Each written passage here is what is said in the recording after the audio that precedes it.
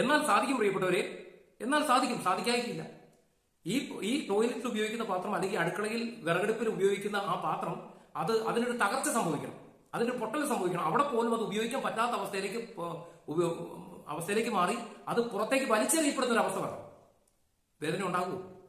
മേൽപോട്ട് ഉയരാമെന്ന് വിചാരിക്കുന്ന അവസ്ഥയിൽ നിന്ന് പുറത്തേക്ക് വലിച്ചെറിയപ്പെടുന്ന ഒരു അവസ്ഥ എന്ന് പറയുമ്പോൾ അത് അത്രത്തോളം പോലും ഉൾക്കൊള്ളാൻ പറ്റാത്ത, സഹിക്കാൻ പറ്റാത്ത ഒരു കാര്യമാണ്. എന്നാൽ അവിടെ നിന്ന് എന്ത് സംഭവിക്കും? ഈ ആക്രി പെറുക്കാൻ നടക്കുന്ന ആൾക്കാർക്ക് അവരെന്ത് ചോദിച്ചാൽ പെറുക്കിക്കൊണ്ട് പോകും. അല്ലെങ്കിൽ അവിടുത്തെ ഈ ക്ലീനിങ് ജോലിയൊക്കെ ചെയ്യുന്ന, കൊട്ടാരത്തിലെ ക്ലീനിങ് ജോലിയൊക്കെ ചെയ്യുന്ന പരിചാരകർ എന്ത് ചെയ്യും? അത് പെറുക്കിക്കൊണ്ട് പോയിട്ട് അത് ആക്രിക്കടയിൽ കൊണ്ടുപോകും. അവിടെ നിന്ന് എന്ത് ചെയ്യും? പാത്രം ഉണ്ടാക്കുന്ന കമ്പനികളിലേക്ക് കയറി പോകും.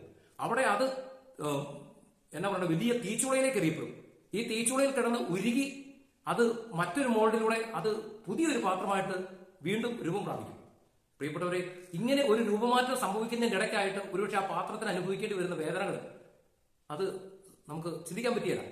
അതിനുശേഷം ആ പാത്രം വീണ്ടും മാർക്കറ്റിലെത്തി, കടകളിലെ ഷെൽഫുകളിൽ വെച്ച്, അല്ലെങ്കിൽ അത് പാത്രം വിൽക്കുന്ന ഒരു വ്യാപാരിയുടെ കയ്യിലെത്തി, അത് വീണ്ടും ഒരുപക്ഷെ കൊട്ടാരത്തിൽ എത്താൻ ഇടവരുമ്പോഴാണ് ചിലപ്പോൾ അത് ആദ്യത്തേലും ഭംഗിയുണ്ടെങ്കിൽ, ഉരുക്കി വാർത്ത് രൂപപ്പെടുത്തി എടുക്കുന്ന സമയത്ത് ആദ്യത്തേലും ഭംഗിയുണ്ടെങ്കിൽ ഒരുപക്ഷെ ചിലപ്പം അത് രാജാവിന്റെ കൊട്ടാരത്തിലെ ഭക്ഷണശാലയിൽ ഇരിക്കാൻ തക്ക യോഗ്യമായ ഒരു രൂപത്തിലേക്കാണ് അത് മാറ്റപ്പെടുന്നതെങ്കിൽ അതിനുശേഷം അതിനും ആ രാജാവിന്റെ കൊട്ടാരത്തിലെ ഭക്ഷണശാലയിൽ ഇരിക്കാനായിട്ട് യോഗ്യതയിലേക്ക് മാറ്റപ്പെടുന്നത്.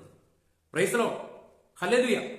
അതുകൊണ്ട് ജീവിതം പൂർണ്ണമായിട്ട് സമർപ്പിച്ചു എന്നൊക്കെ പറയുകയും ആഗ്രഹിക്കുന്ന അത്ര വിധത്തിലുള്ള ആ ഒരു അംഗീകാരം, പരിഗണന കിട്ടാതെ യഥാർത്ഥ ഒരു സമർപ്പണത്തിലേക്ക് വരാൻ സാധിക്കുകയും ചെയ്യാതെ ഏതെങ്കിലുമൊക്കെ വൈദിക മന്ദിരങ്ങളിൽ, സന്യാസ മന്ദിരങ്ങളിൽ, വചനപ്രഘോഷണ ശുശ്രൂഷ മേഖലകളിലൊക്കെ പിന്തള്ളപ്പെടുന്നുണ്ടെങ്കിൽ, മാറ്റി നിർത്തപ്പെടുന്നുണ്ടെങ്കിൽ തന്റെ ജീവിതം ഏതവസ്ഥയിലാണെന്ന് ഒന്ന് സ്വയം വിലയിരുത്തുക.